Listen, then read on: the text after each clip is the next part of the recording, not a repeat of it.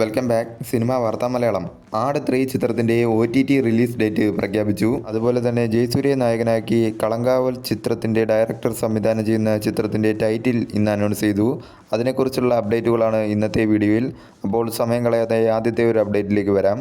മമ്മൂക്ക ലാലേട്ടൻ കോംബോയിൽ മകേഷ് നാരായണൻ സംവിധാനം ചെയ്യുന്ന പാട്രിയോട്ട് എന്ന ചിത്രത്തിൻ്റെ ഓവർസീസ് അഡ്വാൻസ് ബുക്കിംഗ് ആരംഭിച്ചിരിക്കുകയാണ്. ഇന്നലെ മുതലാണ് ചിത്രത്തിൻ്റെ ഓവർസീസ് അഡ്വാൻസ് ബുക്കിംഗ് ആരംഭിച്ചത്.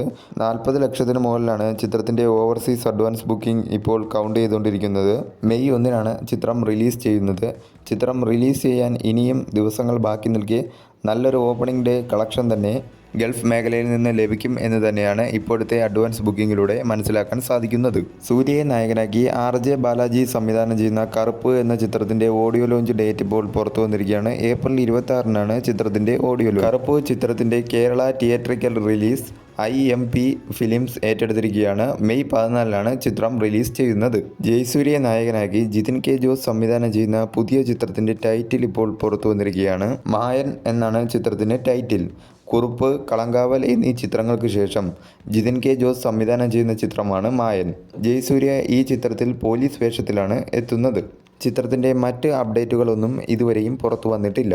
വാഴ 2 ചിത്രത്തിൻ്റെ ടീം ഇപ്പോൾ രാം ചരണിനെ മീറ്റ് ചെയ്തിരിക്കുന്ന ഫോട്ടോസാണ് ഇപ്പോൾ സോഷ്യൽ മീഡിയയിൽ വൈറലായിക്കൊണ്ടിരിക്കുന്നത്. വാഴ 2 ചിത്രം തിയേറ്ററിൽ നിറഞ്ഞോടിക്കൊണ്ടിരിക്കുന്ന സമയത്താണ് ഈ ഫോട്ടോകൾ ഇപ്പോൾ സോഷ്യൽ മീഡിയയിൽ വൈറലായിക്കൊണ്ടിരിക്കുന്നത്.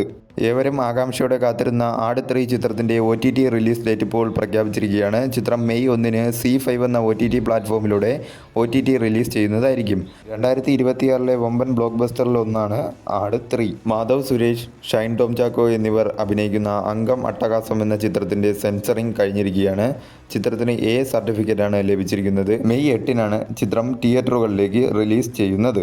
പാട്രിയോട്ട് ചിത്രത്തിൻ്റെ പ്രമോഷൻ്റെ ഭാഗമായി എല്ലാ താരങ്ങളും ഒരുമിച്ച എക്സ്ക്ലൂസീവ് ചാറ്റ് ഷോ ഇപ്പോൾ ജിയോ ഹോട്ട്സ്റ്റാർ വഴി സ്ട്രീം ചെയ്യുകയാണ്. മെയ് 1 ചിത്രം റിലീസ് ചെയ്യുന്നത്. നിവിൻ പോളിയെ നായകനാക്കി B ഉണ്ണികൃഷ്ണൻ സംവിധാനം ചെയ്ത പ്രതിച്ഛായ എന്ന ചിത്രം നാളെ മുതൽ ജിയോ ഹോട്ട്സ്റ്റാർ വഴി OTT റിലീസ് ചെയ്യുന്നതായിരിക്കും.